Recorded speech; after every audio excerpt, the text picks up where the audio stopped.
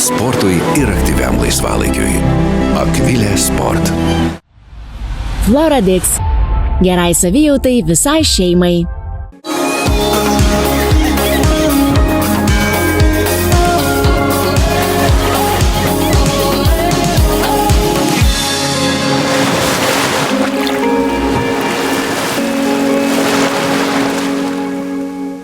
Sveiki! Šiandien kalbinu aktorę ir skardžiabalsę humoristę Violetą Mičiulienę. Ir šiandien norisi Violetą pažinti ne tą moterį, kuri lipa į sceną ir prajuokina šimtus žiūrovų, bet tą, kuri pati ieško ramybės ir laiko savo. Pokalbiai prie jūros su Violeta Mičiulienė. Tu gauni pinigus už tai, už ką kiti žmonės gauna į snūgį. Apie laisvę gyventi. Aš nebijau pasirodyti juokinga ir kvaila. Ir kodėl linkėjimus perduoda plungiai. Mano meilė. Aš žmoną matys dabar. Sportui ir aktyviam laisvalaikiui. Akvilė Sport. Floradix. Gerai savijautai visai šeimai. Sportui ir aktyviam laisvalaikiui. Akvilė Sport. Floradix. Gerai savijautai visai šeimai. Aktorė, humoristė, socialinių tinklų žvaigždė Violeta Mičiulienė, moteris, kuri nebijo ir geba pasijuokti iš sudėtingiausių gyvenimo situacijų. Tačiau šiandien su Violeta kalbėsime ne tik apie humorą, bet ir apie vienatvę, motinystę ir šeimą.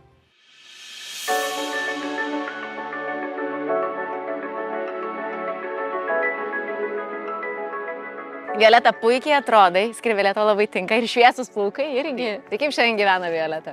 Buvo kažkada tai toks labai įdomus pasakymas, kurį aš išgirdau. Trumpas, nesulauksi. Vat būtent taip ir gyvenu, nesulauksi. Aš supratau tik dabar, ką turėjau omeny mano babytė, kai vaikui sakydavo, kai aš jausdavausi nelaiminga. Ir babytė sakydavo, sako, tu nori būti laiminga? Aš sakau, noriu. Tai ir būk. Kas tau trukdo? O kas trukdydavo? Trukdydavo, tai yra tie susikurti visokiausi tokie standartai. To negalima, to nedaryk. Ir aš galvoju, kad didžiausias trukdis buvo tai, kad bijojau būti savimi. Aš privalėjau, aš nežinau, niekas neliepdavo, bet tai atrodydavo. Aš tiesiog norėdavau pateisinti visų lūkesčius. Jie iš manęs to tikisi ir aš darau. Ir aš tai kaip iš filmuko to kiškis prie miegančio briedžio. Gal tau šienelio, gal tau vandenėlio, gal tau dainelė. Niekam nereikia. Tu tarnauji jiems, kad nusipirkti jų meilę, dėmesį, nesąmonę. Ir kai aš supratau, kad liko labai nedaug laiko, iš tikrųjų nedaug laiko, kad aš galiu pilnaverčiai džiaugti savo gyvenimu, todėl negalima praleisti progos pabūti savimi.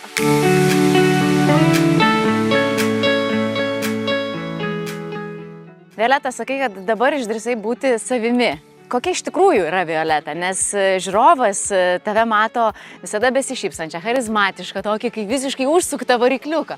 O kokia yra Violeta, kai jinai uždaro duris, namų duris ir yra savo namuose, savo erdvėje, savo komfortą? Ar lygiai tokia pati, ar yra tokia kitokia? Ne, kitokia, nes aš kartais netgi ir galvoju, kad aš galų gale dabar nugalėjau tėčio frazę. Nuo pat vaikystės, ką bedarydavau, jo atsakymas būdavo artistė. Iš tikrųjų esu artistė, o kiekviena artistė turi labai daug vaidmenų ir aš kartais mąstau, kiek aš turiu savyje kaukių. Kaukių, kiek aš deduosiu, bet kada nors pasirodo tikrai vienas ar du žmonės, aš iš karto pradedu vaidinti. Aš to noriu ir nenoriu. O šiaip aš esu miško žmogus. Gamta? Žmonės, jie yra vampyrai, aš jiem duodu, yra toks pingpongas. Aš jiem duodu, jie man. Aš labai džiaugiuosi šito bendradarbiavimo, bet aš jaučiuosi kartais, kad man jie taip... Tai aš neinu, aš kaip išprotėjus basamedžius, apsigabinus, ne. Aš tiesiog atvažiuoju, sėdžiu ir tyliu. Vieną kartą neseniai buvo. Atvažiavau prie upės, pasiėmiau knygą skaityti. Mano automobilė visada bus sulankstomą kėdė, staliukas, žiūronai. Aš stebiu pasaulį ir atsisėdu, pradėjau skaityti ir nubundu naktį. Ir aš, o čia yra, reiškia, geležinkelio juosta ir atvažiuoja traukinys ir aš, kur aš, kas aš nubudau, nesuprantu. Ir taip galvoju, kur aš čia papuoliau, ką aš čia darau. Opa, o naktis, traukinys. Čia kas yra nuovargio pasekmė? Ne nuovargio, Tiesiog? visiško mokėjimo atsipalaiduoti.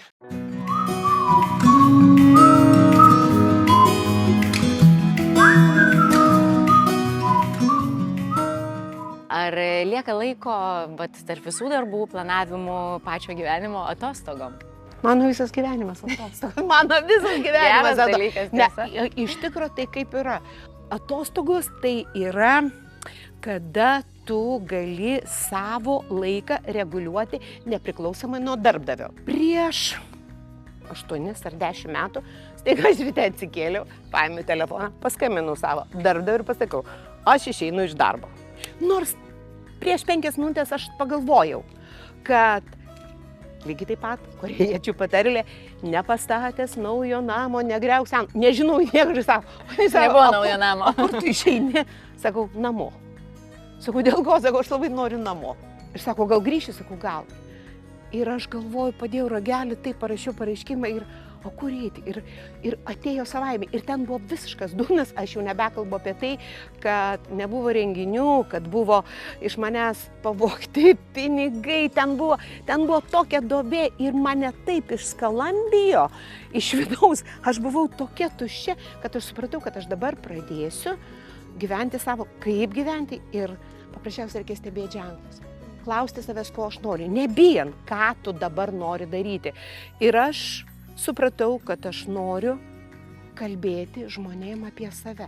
Aš nesu tas prateini žmonės, aš nesistosiu čia ant bačkos ir sakysiu, ei, Basanavičiaus gatvė, eikit pas mane, aš žinau kelią, nežinau aš kelią. Nes kiekvienas žmogaus kelias yra skirtingas. Bet tik tai tiek, kad kai tu pradedi daryti, kas tau patinka ir tau sekasi, net iš papradžių irgi būna visokiausių kliūčių, tada ateina ramybė. Ir aš atostogų neturiu todėl, kad aš nuo gegužės mėnesio iki rugsėjo vidurio aš išeinu iš eterio. Iš visų darbų. Ir retkarčiai tokių ateinu, atsisakiau privačių renginių. Vieną kitą ten taip visą. Aš nebenoriu žmonėms trukdyti švęsti gyvenimą. Aš sakau, aš nesuprantu. Jie samdo mane, kad aš jiem trukdyčiau švęsti. Susirenka bičiuliai, draugai, giminės, visa kita. Ir ką jie daro? Jie paprasčiausiai susėda kalbėtis, kaip tu gyveni. Ir tuo metu atvaro. Tokia va. Mano tėtis yra pasakęs nuostabią frazę. Sako, tu įsivaizduoji, koks įdomus dalykas. Tu gauni pinigus už tai, už ką kiti žmonės gauna į snukį. Sakau, kodėl? Sako, ateinu tu, žiūrėk, kiti juokiasi, tam nejuokinga ir tau dar moka pinigus. Kokią tu profesiją įsirinkai.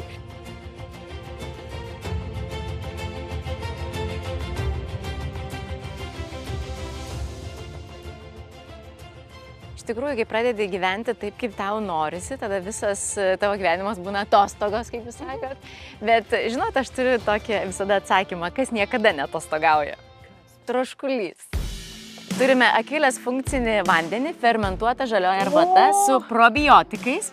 Ir čia yra visiškas atsigavinimas ir energijai, be kalorijų, be kalorijų, be cukraus. Bet Tai jau, vien žodžiu geri dalykai. ir dar galima tarą priduoti. Bet įsivaizduoju, koks įdomus sutapimas. Žinai, ką aš tau pasakysiu. Šiandien mane atėjo vienas žmogus ir sako, aš noriu jūs pavaišinti kavą. Aš sakau, gerai, ačiū, pavaišinti reiškia už dyką. Aš išgėjau kavą ir tu įsivaizduoju. O po to, kai sako, ar skani kava buvo, sakau, žinokit, aš labiau norėjau žalios arbatos. Tai sako, kodėl nesakau, kaip. Ir aš pamačiau žalia arbata. Ir tai įsivaizduoju, fermentuota. Kaipgi, Lietuva. Už fermentaciją.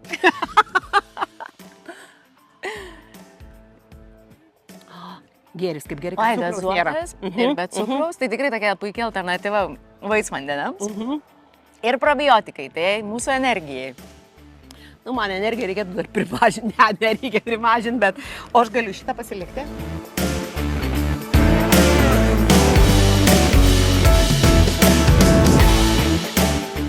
Violeta, pakalbėkime apie monospektaklius. Jų yra net 2, ar ne? Kaip gražiai skamba, net 2. Net 2, bet čia iš tikrųjų net 2. Ir kiek aš žinau detalės, kad monospektakliai yra scenarijus parašytas tavo pačios iš tavo gyvenimų, tai čia yra net 2 iš tikrųjų. Net 2. 2 tai nėra taip daug, bet kai tu pagalvoji, aš labai bijojau antro savo spektaklio, kaip pirmą pabaisų nebus. Statėm ir mano nuostabi draugė Asta, faktiškai įtakojo, kad aš jį daryčiau, nes aš savim nepasitikėjau. Tai jis ėjo taip, kodėlgi ne, ir viską, reiškia, prifarširavau viską, kad paskiau negalvodama apie tai, kad kažkas iš to įsirutulios. Ir kai mane visi pradėjo laužti, kai mano pirmą spektaklį pamatė po 7-8 kartus, ir tada žmonės, logiškai pradėjo klausti, o kada kitas?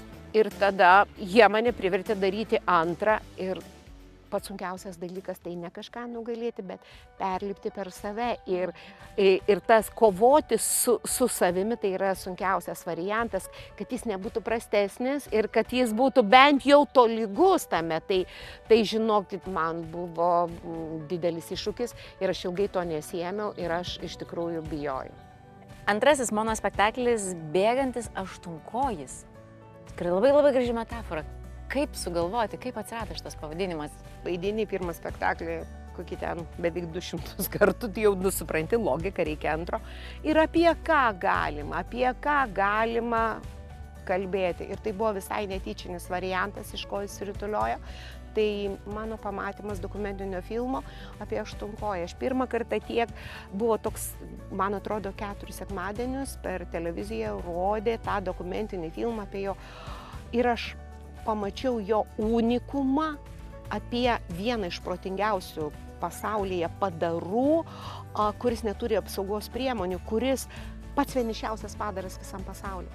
Kuris kada gimsta, jis neturi tėvo, jis jo net nežino, o jam gimus motina miršta. Ir jisai ryžių didumo grūdelio išeina į pasaulį, pragyvena ten 2 su kažkiek metų ir mokosi. Ir man toks atėjimas, kad lygiai taip pat ką aš dariau, aš tai pagal viską pradėjau gyventi nemokėdama kaip gyventi, kaip auginti vaikus, kaip būti motina, kaip būti moterim, kaip būti draugė. Niekas manęs to nemokė. Nes ir spektaklyje yra gvildenama šitos temos, ar ne? Taip. Vienatvė ir motinystė. Vienatvė, motinystė, išgyvenimas, laimės, džiaugsmingi dalykai apie tai, kaip aš mokiausi gyventi ir kaip aš nebebijau gyventi, nes tai yra didžiulė baimė suklysti gyvenime. Lipimas į sceną džiugina, gyvenimas džiugina, gerai, bet nulipus nuo scenos, ar ne? Dar labiau džiugina. Gerai, bet tas sielos apnuoginimas, kaip tada jautiesi po viso to? Taigi, kai tu apsinuogini sielą, kai tu pasakai, aš esu tokia, tau pareina visi žmonės ir sako, ir aš toks pat ir mes, mūsų. Tada tu nebe vienas. Ne vienas. Ir tada, gerai, aš nebijau pasirodyti juokinga ir kvaila. Kad aš klystu, prisipažįstu ir savo, bet ne vien tik tyliai, bet ir garsiai pasakau, taip, aš darau klaidas.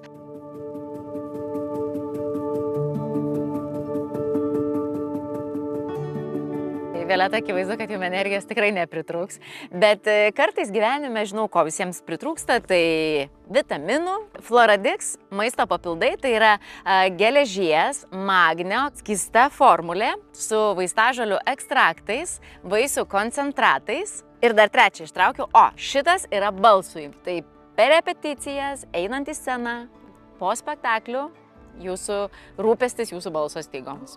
Ir čia, žinokit, visi šitie papildai yra be saldiklių, be dažiklių, be kvapiklių, žodžiu, tik tai viskas tai, kas yra naudinga jums ir reikalinga. Iš tikrųjų, dabar pradėjau labai rūpintis sveikata. Ne todėl, kad kažkas ten pašlyjo ar ką, bet aš supratau, kad jeigu ne, aš kas daugiau. Niekas neateis, gydytoja, klausyk, einam kraujo tyrimo daryti. Aš dabar būtent pasidariau visus savo, kiek įmanoma, Lietuvoje tyrimus ir man pasakė viskas gerai, bet stiprink save. Tai kartu su Floradix maisto papildais stiprinkit. Žinokit, ne veltui reikėjo atvažiuoti į Palangą, kad gauti tiek dovanų. Tai Violeta, šiandien tu esi laiminga? Aš priimu kiekvieną dieną kaip duotybę, aš padėkoju, aš kiekvieną dieną mokausi nepykti, nes viduje yra to pykčio, kad kiti daro ne taip, kaip tu nori. Tai kada tu susitvarkai su savo ego, tada ateina paleisti. Bet aš kiekvieną dieną mokausi būti geras žmogus.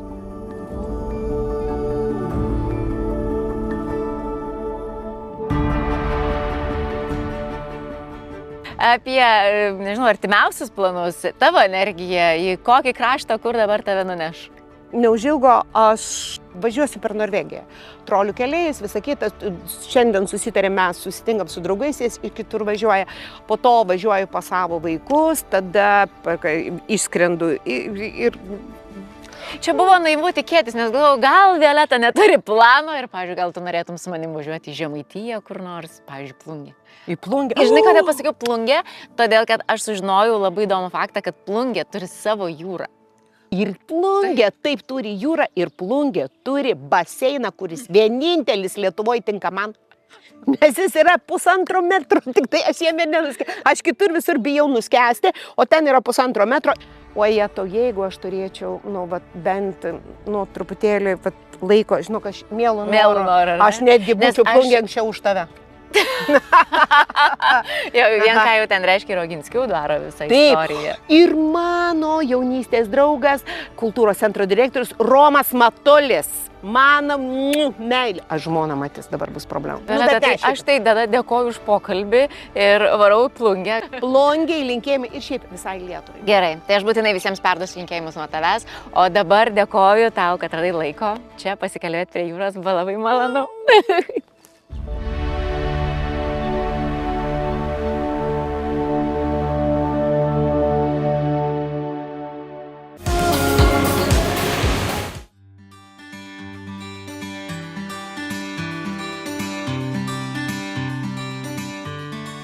Na, mano kelias toliau veda į Plungę, važiuoju kartu su laidos draugais Sixt automobiliu ir jūs galite lygiai taip pat lengvai ir paprastai keliauti, užsisakykite automobilį internetu, programėlėje arba nuomos punkte Lietuvoje ir visame pasaulyje.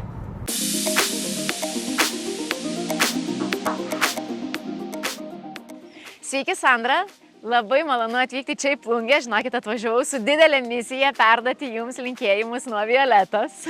Ačiū labai, Juste, ir labai malonu matyti jūs mūsų Plungėje.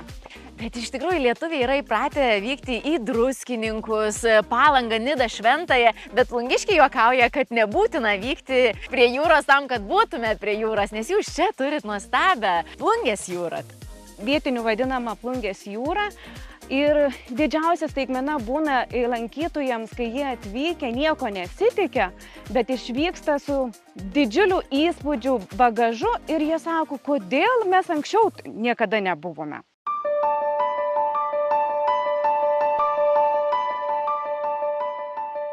Plungė yra toks kaip Lietuvos neatrastas, galbūt net perlas.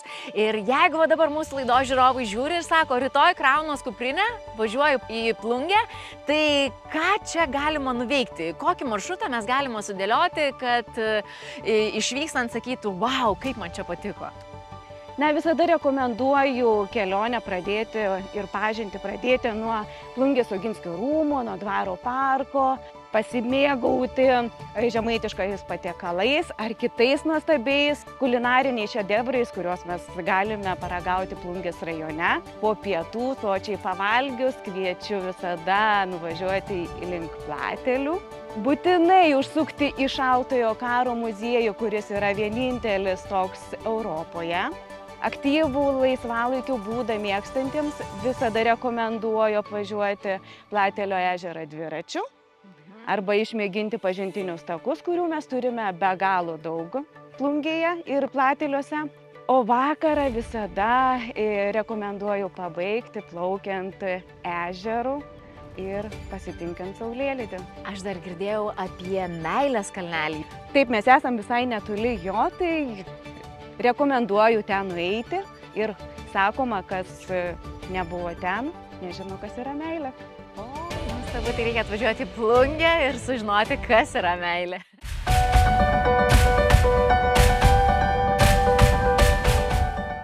Atvykus į Plungę verta aplankyti Oginskių rūmus. Čia veikia Žemaičių dailės muziejus ir šią vasarą laukia ypatinga pažintis su pasaulinio garso ispanų menininkė Lita Kabeliut ir jos paroda Kruvinos vestuvės. Paroda Lietuvoje yra eksponuojama pirmąjį kartą.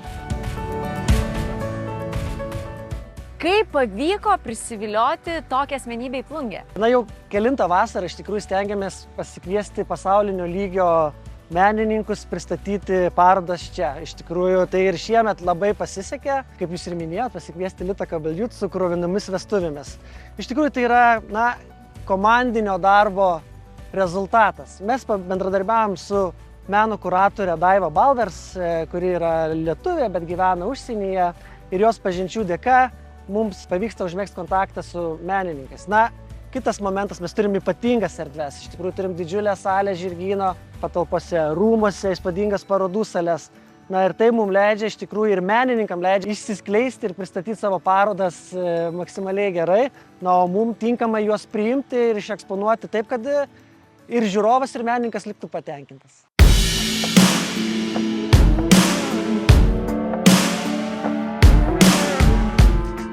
Pabuvojus Oginskių dvare norisi dar pasimėgauti šią ypatingą atmosferą ir visai šalia yra Oginskiai hotel ir restoranas Flow. Čia susipina Plungės krašto istorija su šiuolaikišku svetingumu ir komfortu. Pabuvojus čia, nenuostabu, kodėl žmonės į Žemaitiją nori sugrįžti vėl ir vėl.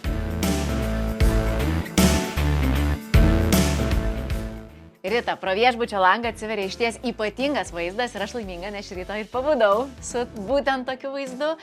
Viešbučio įkūrimas ir kodėl nusprendėte susijęti su Oginskių istorija? Tai nuo pat pradžių, kurdami viešbutį, norėjome sukurti ir vietą, kuri kad ir simboliškai galėtų pratęsti Oginskių dvaro istoriją.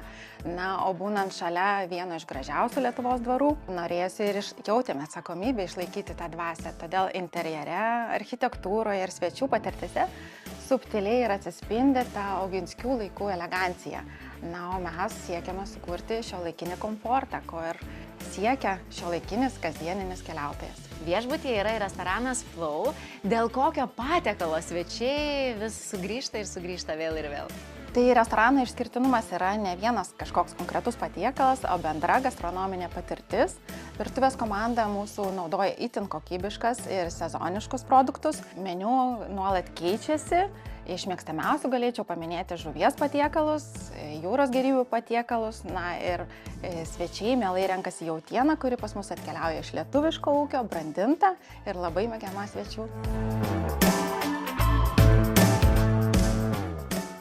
Prisipažinsiu, į Plungę atvykau vedama smalsumo, o išvažiuoju pilna įspūdžių. Ačiū, kad keliavote kartu ir pasimatykime kitose vasaros atostogų stotelėse. Ate! Dabar čekšt nukerpam. Ne, jūs kai praeisit, tada nebetrukdysit.